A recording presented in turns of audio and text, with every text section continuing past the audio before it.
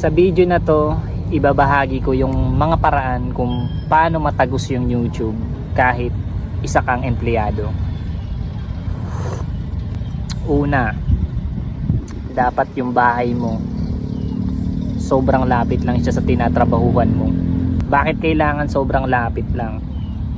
Kasi para makatipid ka ng oras.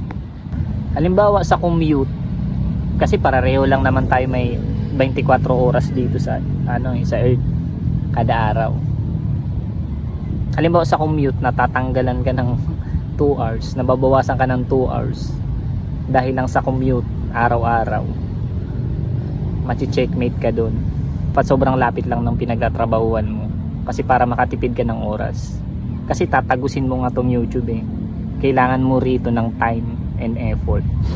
Pangalawa, yung break time mo, gawin mo siyang weapon.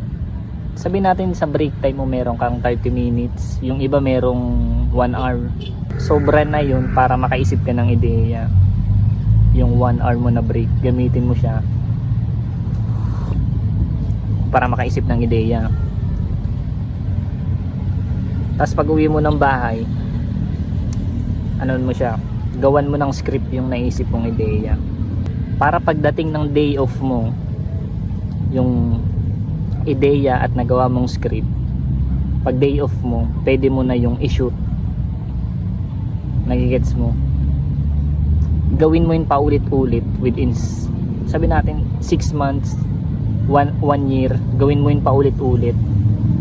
Maniwala ka sa akin, magkakaroon yun ng resulta.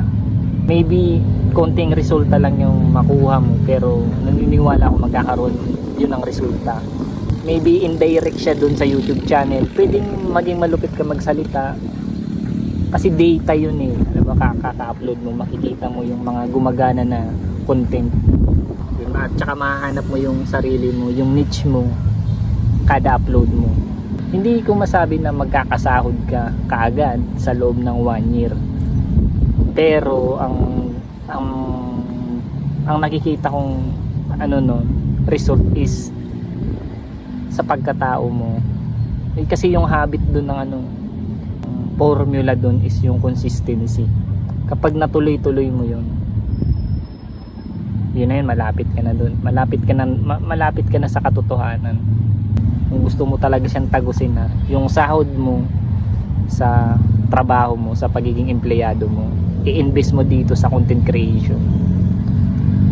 Kung sabihin natin kaya mong bumili ng mas malinaw na cellphone, yung camera ng cellphone, halimbawa iPhone, i-invest mo na.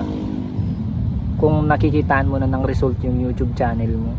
Ako nagbili ako ng iPhone kahit hindi pa to monetize ng YouTube channel ko, kasi alam ko na kahit hindi pa to sumasabog, pupusta ako na sabihin natin after 5 years mamomonetize tong channel ko, at someday makakaalis din ako sa pagiging empleyado. Yun yung goal ko. Mahirap na goal talaga yun, mahirap talaga na goal yun, yung makaalis ka sa 9 to 5 job, yung tinatawag nila na rat race. So ito yung nakita kong way, itong pagko-content creation, para makaalis ako. Minsan lang tayo mabuhay dito sa earth eh. Kailangan natin tong, though hindi natin nakikita yung yung kulungan, pero wala eh, nakakulong talaga tayo. Bukas 6 AM may trabaho ako. Malayo tayo pero may kumukontrol sa atin. Bawal tayo magpalit kasi may magagalit na boss. So kaya kailangan nating tagusin tong pagko-content para may extra rin tayo, pera.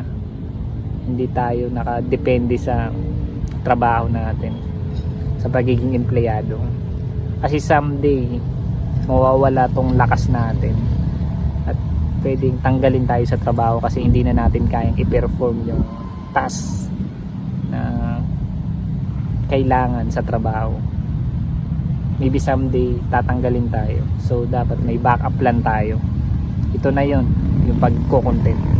Sana matagos natin tong pagko-content, matagos nyo. Good luck sa journey nyo.